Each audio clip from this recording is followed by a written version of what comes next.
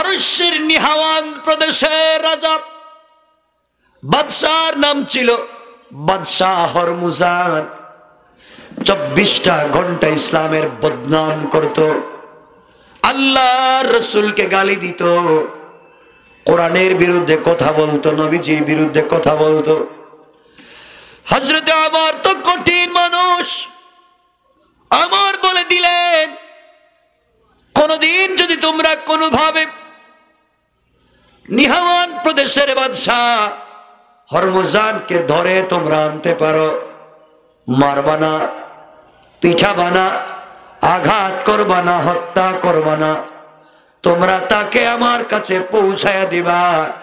আমি জানতে চাইব সে কেন আমাদের নবীকে গালি দেয়। একবার মুসলমানেরা এই হরমুজানকে ধরে ফেললেন।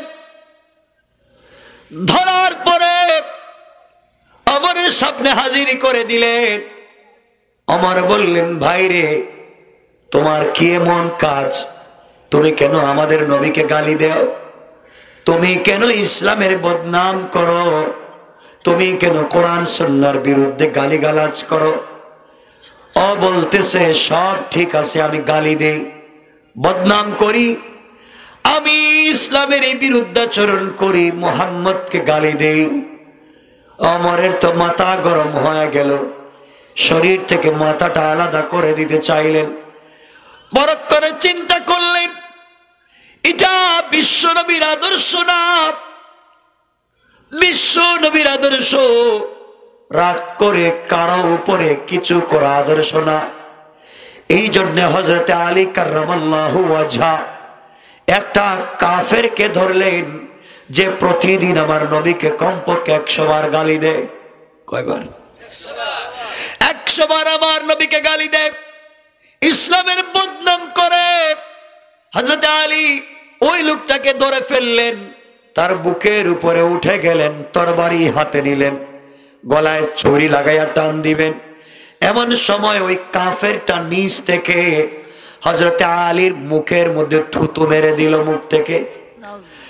হযরতে আলীর মুখে যখন এই কাফের থুতু মেরে দিল, আমরা হইলে তো শরীরটাকে কাটতাম ইচ্ছা মতো, রাগে গুসায়। আলী তাকে ছেড়ে দিলেন। ছেড়ে দেওয়ার পরে যুবক বলতেছে, আলী রে, তুমি আমাকে ধরলে, আমাকে শোয়ালে, আমার বুকের উপরে উঠলে, গলায় তরবারি লাগাইয়া টান দিবে, আমি তোমার মুখে থুতু দিলাম, তুমি তো আরো বেশি মারবার কথা, রাগ উঠবার কথা, তুমি আমাকে ছেড়ে দিলে, কারণ কি? হযরত আলী বললেন, যুবক তুই শোন, তোকে যখন আমি ধরেছিলাম শুধুমাত্র আল্লাহর রাসূল এবং আল্লাহকে গালি দেওয়ার অপরাধে তোকে ধরেছিলাম, শোয়া দিয়েছিলাম আল্লাহর দুশমনকে, রাসূলের দুশমনকে, বুকের উপরে উঠেছিলাম ইসলামের দুশমনের, গলায় ছুরি লাগাইয়া দিয়েছিলাম ইসলামের দুশমনের। কিন্তু তুমি যখন আমার মুখের মধ্যে থুতু মেরেছো, আমার রাগ উঠে গেছে। এখন যদি তোমাকে আমি হত্যা করি, ইসলামের জন্য হবে না, আমার রাগ বশত তোমাকে হত্যা করলাম, এই চিন্তা করে আমি তোমাকে ছেড়ে দিয়েছি। আমার নবীর আদর্শ এমন ছিল, রাগ করে সিদ্ধান্ত নেওয়া যায় না। যুবক বলতেছে, ইসলামের আদর্শ কি এত সুন্দর, তোমাদের নবীর আদর্শ কি এত সুন্দর, বুঝতে দেরি করে ফেলেছি। তুমি এই মুহূর্তে আমাকে কালিমা পড়ায়া মুসলমান বানাইয়া দাও। হযরত ওমর হরমুজানকে ধরলেন আর বললেন, তোমার অপরাধ অনেক বড়, কিন্তু তোমাকে ছেড়ে দিচ্ছি। শোনো, আগামী মাস থেকে আমি ওমরকে মদিনার রাষ্ট্রের ট্যাক্স দিবা, ট্যাক্স দিয়া নিহাওয়ান প্রদেশের বাদশা থাকতে পারো, গালাগালি করে থাকতে পারবে না। হরমুজান যাওয়ার সময় ওয়াদা করে গিয়েছে, আমি প্রত্যেক মাসে ট্যাক্স দিব, ইসলামের রাষ্ট্রকে ট্যাক্স দিব। ওমরের কাছ থেকে যাওয়ার পরে আবার আগের মতো গালিগালাজ করে, আগের মতো খারাপ কাজ করে। আবার ওমর তাকে ধরলেন, সামনে হাজির করলেন, তাকে জিজ্ঞেস করলেন তুমি গালি দাও কেন, ইসলামের বিরুদ্ধাচরণ করা কেন? হরমুজান বলছে আমার ভুল হয়ে গেছে, আমাকে ক্ষমা করে দেন, আমার জীবনে আর এমন হবে না, আমি আপনাকে ট্যাক্স দিব। ছেড়ে দিলেন। 3 মাস পরে 30,000 কাফের সৈন্য নিয়া এই হরমুজান মদিনা আক্রমণ করার জন্য নিহাওয়ান প্রদেশ থেকে আসতেছে। হযরত ওমর যাকে 2 বার ছেড়ে দিলেন, 3 নাম্বার বার যখন ইসলামের বিরুদ্ধে অস্ত্র নিয়ে আসতেছে, হযরত ওমর তাকে ধরে ফেললেন আর বললেন যুবক, তোমাকে 2 বার ছেড়ে দেওয়া হয়েছে, মিথ্যা বলেছ, অন্যায় করেছ, আর ছাড়া যাবে না। এমন সময় হরমুজান বলছে আমিও জানি আপনি আমাকে আর ছাড়বেন না, এখন হত্যা করবেন। ওমর বললেন হ্যাঁ হত্যা করব। এবার হরমুজান বলছে ওমর রে, আমাকে তো মেরে ফেলবেন, কিন্তু আমার কলিজা শুকায়া যায়, মরার আগে আপনি আমাকে 1 গ্লাস পানি পান করাইয়া দেন। হযরত ওমর সবাইকে বললেন শোনো, ওই যুবকের জন্য 1 গ্লাস পানির ব্যবস্থা করো। 1 গ্লাস পানির যখন ব্যবস্থা করা হলো, 1 গ্লাস পানি হাতে নিয়ে পান করে না। হযরত ওমর বললেন হরমুজান পানি পান করো না, তোমার কি হয়েছে? হরমুজান বলছে আমি যদি পানির গ্লাসে মুখ লাগাই, ওই সময় যদি আপনি আমার শরীর থেকে মাথাটা আলাদা করে দেন, এই জন্যে ভয়ে আমি গ্লাস মুখে লাগাই না। আমার ডেকে বললেন হরমুজান শোনো, ইসলাম এমন এক আদর্শের নাম, এমন এক মানবতার নাম, আমরা এমন নবীর কাছে আদর্শ শিখেছি যে চরিত্রের সার্টিফিকেট দিয়েছেন স্বয়ং আল্লাহ। আল্লাহ বলেছেন ইন্নাকা লাআলা খুলুকিন নাযীম, নবীজি আপনার চরিত্র আমার পরে পৃথিবীর সবচাইতে শ্রেষ্ঠ। এই নবীর কাছে আমরা ইসলাম শিখেছি। আমি ওমর তো ওই যুবকের নাম, দিনের বেলা মানুষের মাথা কাটতাম, রাতের বেলাও মানুষের মাথা কাটতাম, কাউকে আমি ছেড়ে দিতাম না। মক্কার উপর দিয়ে কেউ বিজনেস করতে গেলে আমি ডাকাতি করতাম। আমি উটের রাখাল ছিলাম, এত খারাপ লোক ছিলাম আমি ওমর। কিন্তু বিশ্ব নবীর কাছে যখন পৌঁছে গিয়েছি আর তার আদর্শ শিখেছি, আমি ওমর সব কিছু ছেড়ে দিয়েছি। কোন সুবহানাল্লাহ। আমি ওমর বললাম হরমুজান শোনো, তোমাকে যে গ্লাস দেওয়া হয়েছে ওই গ্লাসের পানি পান না করা পর্যন্ত তোমাকে হত্যা করা হবে না, ওয়াদা দিলাম। ওমর ডেকে বললেন যুবক রে, এই গ্লাসের পানি যতক্ষণ পর্যন্ত পান করবে না ততক্ষণ পর্যন্ত তোমাকে হত্যা করা হবে না। এই কথা বলবার পরে হরমুজান বলছে ওমর সত্য বলেছেন। হ্যাঁ সত্য বলেছি। কথা বলবার পরে হরমুজান তার হাতের গ্লাস মাটিতে ফেলে দিল। হাতের গ্লাস যখন মাটিতে ফেলে দিল, সবগুলা পানি মাটিতে পড়ে গেছে। এবার হরমুজান বলতেছে ওমর তুমি বলেছ এই পানি পান না করা পর্যন্ত কোনোদিন মারতে পারবে না, আমি তো পানি মাটিতে ফেলে দিলাম, পানও করব না, তুমিও মারতে পারবা না। আমি তো পানি মাটিতে ফেলে দিলাম, এই পানি তো আমি আর পান করব না, আর তুমি বলেছো এই পানি পান না করা পর্যন্ত মারবা না, আজ থেকে কোনোদিন আমাকে মারতে পারবা না, যত বদনাম করি আমাকে আঘাত করতে পারবা না। ওমর বললেন হরমুজান তুমি কৌশল জানো, কৌশল জানো বিদায় পানিগুলা মাটিতে ফেলে দিয়েছ, নিজেকে বাঁচায়া ফেলেছ, কিন্তু অমরকে শোনো। অমর বলছি, আমি অমর কথা দিয়েছিলাম তোমাকে মারব না, কৌশল করে পানি মাটিতে ফেলে দিয়েছ, পান করো নাই। আমি কথা দিলাম আমি যদি কিয়ামত পর্যন্ত বেঁচে থাকি, তুমিও কিয়ামত পর্যন্ত বেঁচে থাকো। ইসলাম আমাদেরকে শিক্ষা দিয়েছে ওয়াদা ভঙ্গ করা যাবে না। ওয়ালা দীনা লিমান লা আহদালা, ওয়াদা দিলে ধর্ম ঠিক থাকে না। ওয়াদা করেছি তোমাকে মারবো না পানি পান না করা পর্যন্ত, পানি যেহেতু ফেলে দিয়েছো, আমরা এমন রাসূলের আদর্শ গ্রহণ করেছি, কিয়ামত পর্যন্ত বেঁচে থাকলে তোমাকে মারবো না।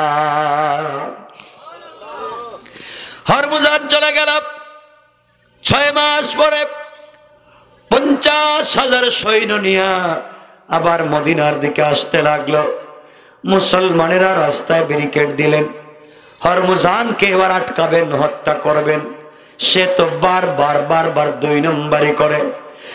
হরমুজানকে যখন রাস্তায় আটকায় দিলেন, এবার হরমুজান বলতেছে, মুসলমানেরা শোনো রে, 3 বার এসেছিলাম মক্কায়, 3 বার এসেছিলাম মদিনায়, মদিনা আক্রমণ করার জন্য এসেছি। আর এবার আমি হরমুজান অমরের কাছ থেকে 6 মাস আগে যে আদর্শ শিখেছি, যেই নবীর আদর্শের কথা শুনেছি, এইবার আমি 50,000 সৈন্য নিয়া সেই অমরের কাছে চলে যাই, যুদ্ধের জন্য না, কালিমা পড়ে মুসলমান হয়ে যেতে চাই। আল্লাহু আকবার বলেন, আল্লাহু আকবার। ইসলাম কেমন আদর্শ শিখাইলো। না, লম্বা করবো না, কষ্ট হচ্ছে আমার, আপনারা বুঝবেন না। কিন্তু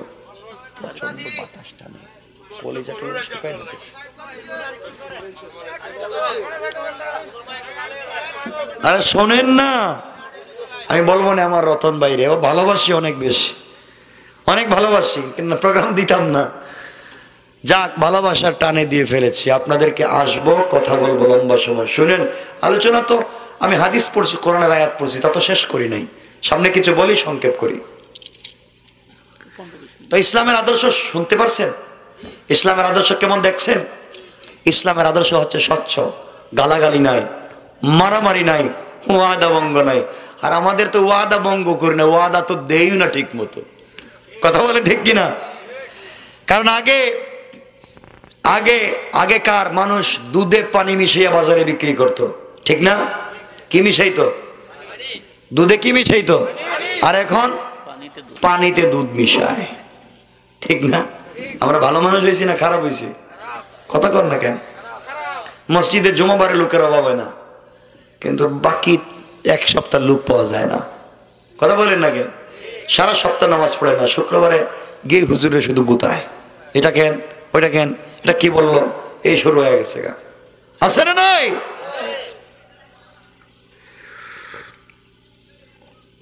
আমার বন্ধুগণ শোনেন, ইসলামের সৌন্দর্যের কথা। কোরআনকে থিসিস করেন, কোরআনকে গবেষণা করেন, লাইফ কামিয়াব হয়ে যাবে, জিন্দেগি কামিয়াব। যুবকদেরকে বলছি, যুবক, তোমার ভিতরে কি মৌতের কোনো ভয় নাই? আরে শোনো যুবক, ইসলাম এমনি এমনি জায়গা পর্যন্ত আসে নাই। ইসলাম এসেছে হামজার কলিজা বের করার মাধ্যমে। ইসলাম এসেছে সুমাইয়ার লজ্জাস্থানে ভরসা নিক্ষেপের মাধ্যমে। ইসলাম এসেছে মাআজ আর মুআওয়িজের শহীদ হওয়ার মাধ্যমে। ইসলাম এসেছে হযরতে হানজালার শহীদ হওয়ার মাধ্যমে, ঠিক কিনা বলেন? ইসলাম এমনি এমনি জায়গা পর্যন্ত আসে নাই। ইসলামকে নিয়ে যদি কেউ কটাক্ষ করে, আল্লাহ এবং তার রাসূলকে কেউ যদি গালি দেয়, এই দেশের যুব সমাজ ঘরে বসে থাকতে পারে না। আমার বন্ধুগণ, আমার ভাইরা, আমার ভাই বলছিল একটা বিষয়ে কথা বলতে, ইচ্ছাও ছিল তা, কিন্তু পরিপার্শ্বের বিষয় একবারে ম্লান করে দিয়েছে, কোনো সিস্টেমই আসবে না। এই কথাগুলো বলতে অনেক লম্বা হয়ে যাবে, এই জন্য সামনের দিকে যেতে চাই না। ইসলামের সৌন্দর্যের কথা বলছি।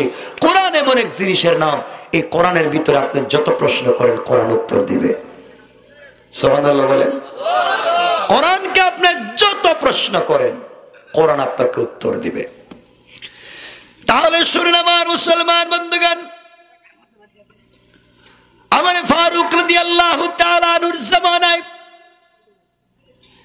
একজন খ্রিস্টান পাদ্রী,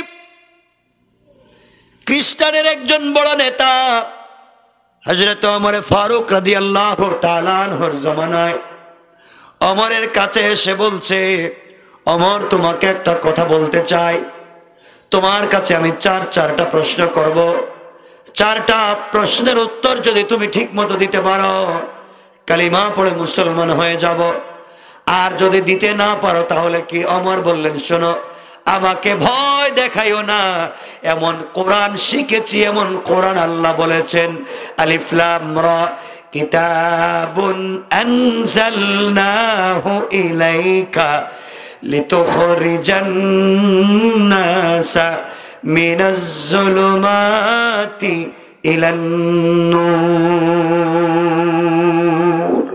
আল্লাহ রাব্বুল ইজ্জত ওয়াল জালাল বলেছেন কোরআন এমন এক লাইটের নাম, এমন এক ম্যাগনেটের চুম্বকের নাম, যত প্রশ্ন কোরআনকে করা যায় কোরআন 1 কোটি বছর আগেকার ইতিহাস বর্ণনা করে দিতে পারে। কোন সুবহানাল্লাহ। খ্রিস্টান ডাক দিয়ে বলল,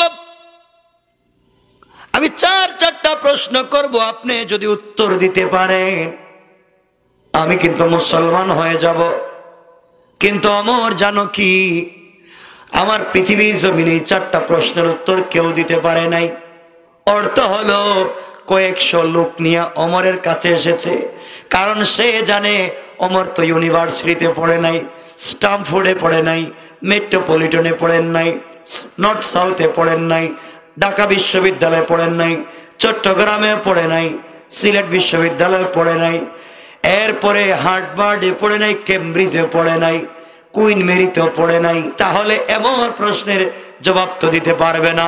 আমার বলতেছেন, খ্রিস্টান পাদ্রী তুমি শুনো, ইউনিভার্সিটিতে পড়ে নাই ঠিকই, এমন মহামানবের কাছে কোরআন শিখেছি যার সঙ্গে বন্ধুত্ব করেছেন আর সে আজিমের মালিক স্বয়ং আল্লাহ। আল্লাহু আকবার বলেন। আল্লাহ বলেছেন, আমার নবীকে বলেছেন, বন্ধুরে আমি আল্লাহ আরশে ইস্তাওয়া, আমি তো আরশে আজিমে থাকি। কিন্তু শোনো, মুসা কালিমুল্লাহ একদিন আল্লাহকে বলছেন, আল্লাহ তোমার সঙ্গে কথা বলতে চাই। আল্লাহ বললেন, মুসা তোর পাহাড়ে একটু আসো। আল্লাহর পয়গম্বর মুসা তোর পাহাড়ে গেলেন আল্লাহর সঙ্গে কথা বলতে। মুসা বলছেন, আল্লাহ তাআলা তুমি বলো তো তুমি কোথায় আর আমি কোথায়? আল্লাহ বললেন, মুসা তুমি বলো তুমি কোথায় আমি কোথায়? এবার মুসা বললেন, আল্লাহ তাআলা আমি তো তোর পাহাড়ের নিচে, আর তুমি মনে হয় তোর পাহাড়ের উপরে।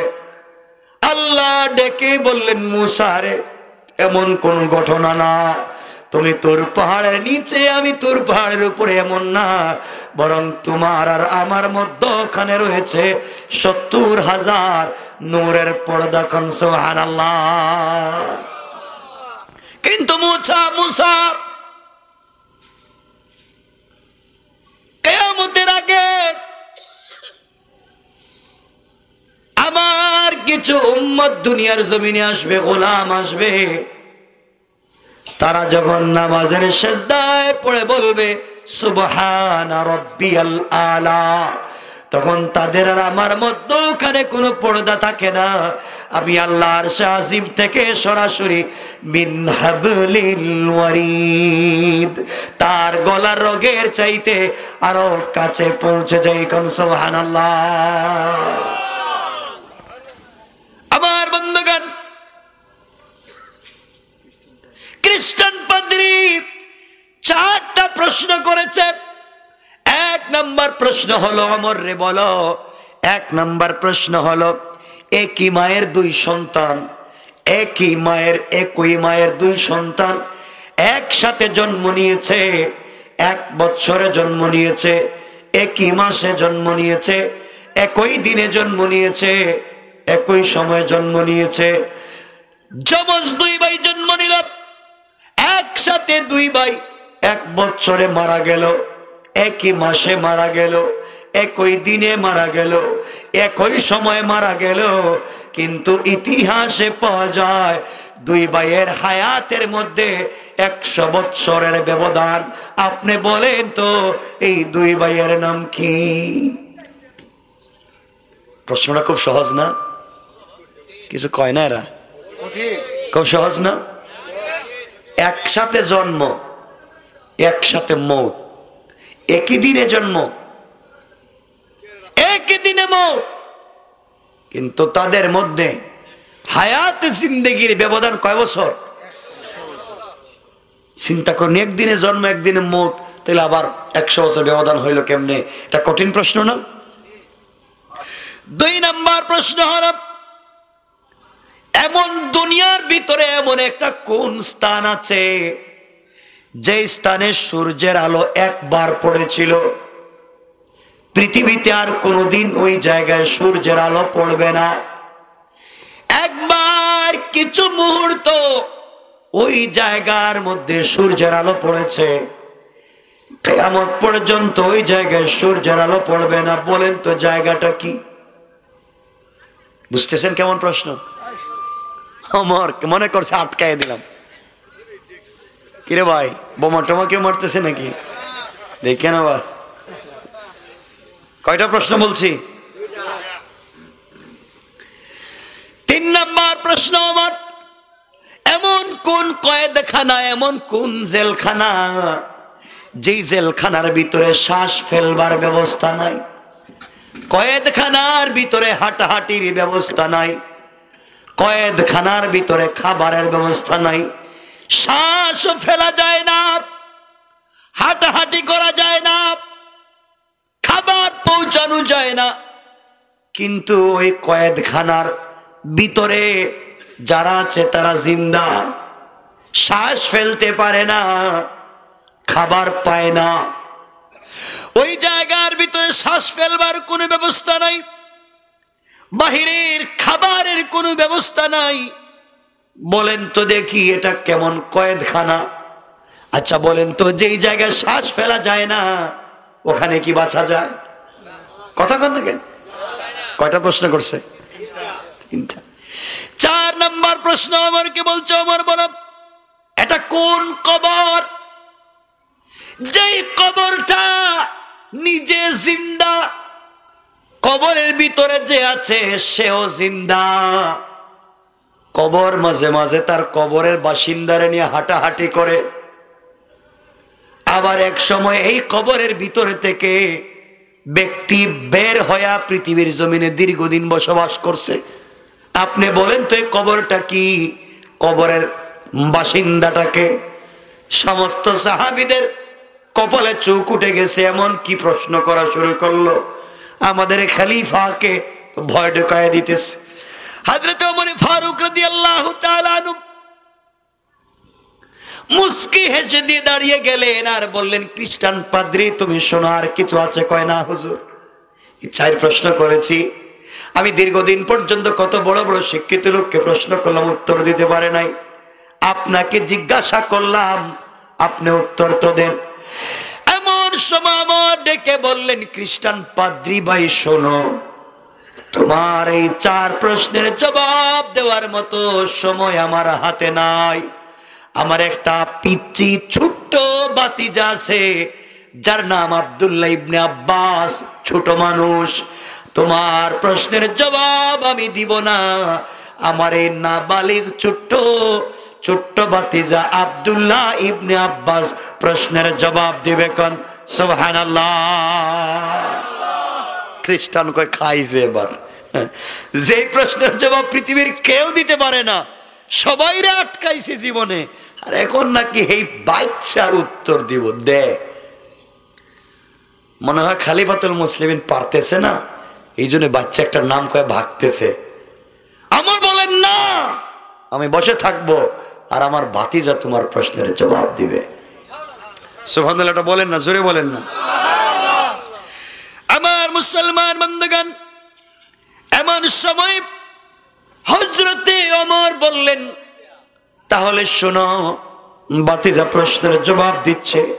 আব্দুল্লাহ ইবনে আব্বাস দাঁড়িয়ে গেলেন আর বললেন, ভাই খ্রিস্টান পাদ্রী, আপনি তো বহুত বড় শিক্ষিত পাবলিক, এই 4টা প্রশ্ন খলিফাকে করেছেন, আপনি আমাকে না করে খলিফাকে করলেন। খলিফা আমাকে বলেছে উত্তর দেওয়ার জন্যে, তুমি মনে করেছো পৃথিবীর কেউ উত্তর দিতে পারে না? আমরা কোরআন পড়েছি, কোরআন বলেছে হুদাল লিন্নাসি ওয়া বাইয়িনাতিম মিনাল হুদা ওয়াল ফুরকান। কোরআন তো সত্য মিথ্যার মধ্যখানে পার্থক্য করে দিয়েছে। সুতরাং তুমি যে 4টা প্রশ্ন করেছো, এই প্রশ্নের উত্তর 1 মিনিটে আমার কাছ থেকে নিতে পারবা, এই প্রশ্নের উত্তর আমার কাছে ডালবা। আল্লাহু আকবার বলেন। খ্রিস্টান পাদ্রী কই খাইছে রে, এর কাছে নাকি ডাল ভাত। কঠিন প্রশ্নের উত্তর কেউ জানে না, ও কেমনে উত্তরগুলা দিবে? আমার মুসলমান বন্ধুগণ, হযরতে আব্দুল্লাহ ইবনে আব্বাস বললেন, তোমার 1 নাম্বার প্রশ্ন ছিল, এক মায়ের 2 সন্তান একসাথে জন্ম নিয়েছে, 1 বৎসরে জন্ম নিয়েছে, একই মাসে জন্ম নিয়েছে, একই দিনে জন্ম নিয়েছে, একই টাইমে জন্ম নিয়েছে, একই বৎসরে মরেছে, একই দিনে তারা মরেছে, একই টাইমে মরেছে। তাদের হায়াতে জিন্দেগির মধ্যে 100 বছরের ব্যবধান। আমাদেরকে কোরআন জানাইয়া দিয়েছে, তুমি তো কয়েকশো বছর আগের ইতিহাস আমাকে প্রশ্ন করেছো। এমন কোরআন শিখেছি, কোরআন আমাদেরকে কয়েক লক্ষ বছর আগে প্রশ্নের জবাব দিয়ে দিয়েছে। যেই 2 ভাই একসাথে জন্ম নিয়ে একসাথে মরেছেন, এই 2 ভাইয়ের একজনের নাম উজায়ের, আরেকজনের নাম উজায়েজ।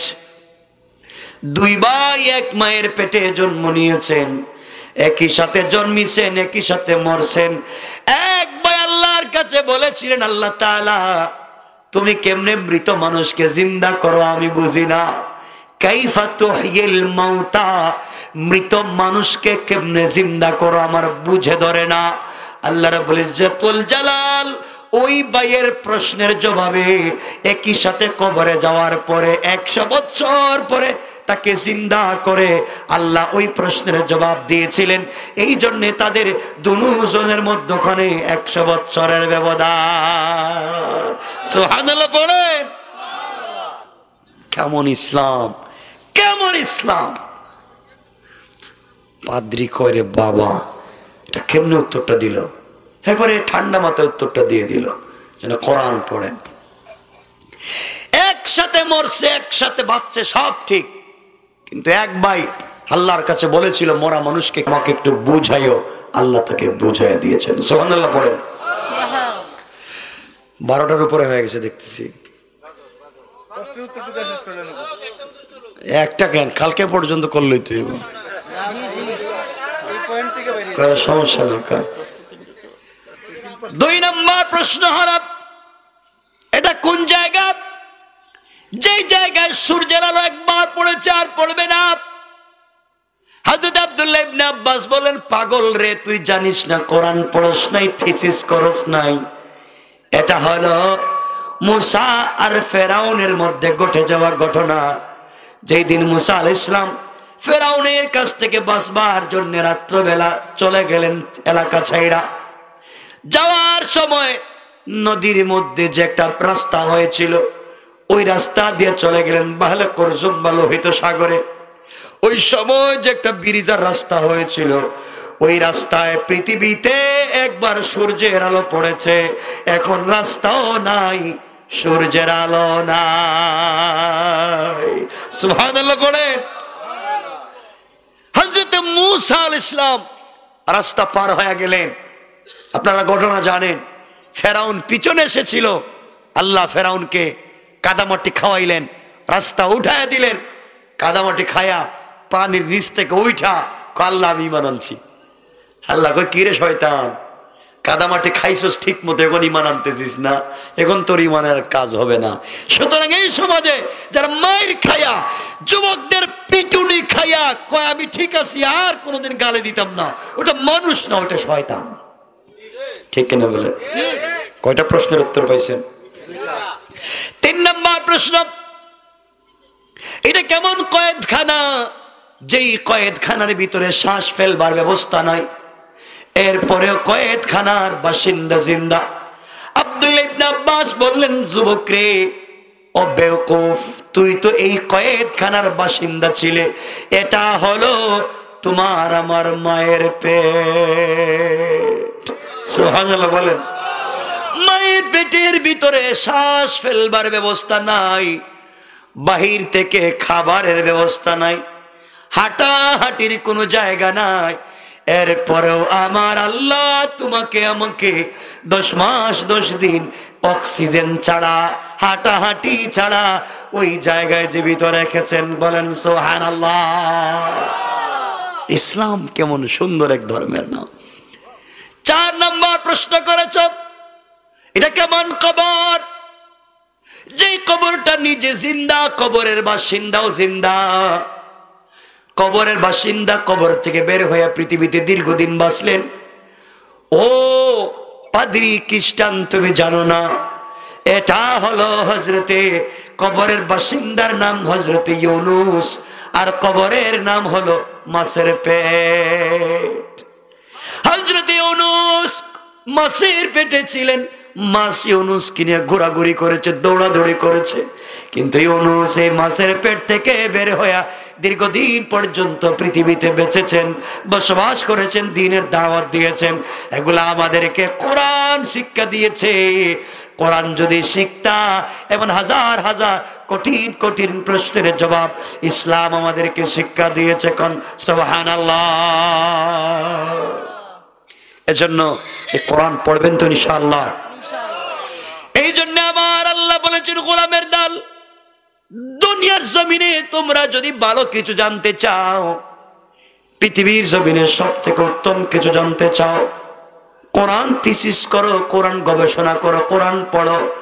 তোমরা যদি কোরআন পড়ো, এটা এমন এক কিতাব, দুনিয়ার জমিনে আমি আল্লাহ যত কিতাব দিয়েছি, কোন কিতাব নিজে পড়ি নাই, তিলাওয়াত করি নাই, শুধু সিলেটে লেখা দিয়ে দিয়েছি, আমি একদিনও তিলাওয়াত করলাম না। কোরআন এমন এক কিতাবের নাম, এমন এক বইয়ের নাম, যে কোরআন 30 পারা স্বয়ং আমি আল্লাহ নিজে তিলাওয়াত করেছি। সুবহানাল্লাহ পড়েন। এই জন্য এই কিতাবের নাম শুধু কিতাবুল্লাহ নয়, এটার নাম কালামুল্লাহ। এটা কালাম, আল্লাহ নিজে পড়েছেন। সুবহানাল্লাহ পড়েন। সুতরাং আর লম্বা করতে চাই না, আমি কোরআনের 4টা গুণ বলছি যে আয়াত পড়েছিলাম। 1 নম্বর অহংকার করা, সবাই বলেন না। 2 নম্বর গালি দেওয়া, 3 নম্বর রুকু সিজদা কার পায়ে, 4 নম্বর তাওবা করবেন কার কাছে। এটা হচ্ছে আমার তেলাওয়াতকৃত আলোচ্য আয়াতের সরল অনুবাদ, তাফসীর করি নাই। আর একটা হাদিস পড়েছিলাম তাবরানী শরীফ থেকে। এই হাদিসে রাসূলের 4 গুণ বলেছেন। 1 নম্বর, ইয়া আইয়ুহান নাস আফশুস সালাম, তোমরা একে অপরকে সালাম দিবে। কি দিবে? আপনারা সালাম দেননি? আপনারা আসসালামু আলাইকুম, আসসালামু আলাইকুম এভাবে দেয়। এখন এভাবে সালাম দিয়ে দেখছি, সালাম আলাইকুম। এটা কি সালাম না শয়তানি? কথা কন না কেন?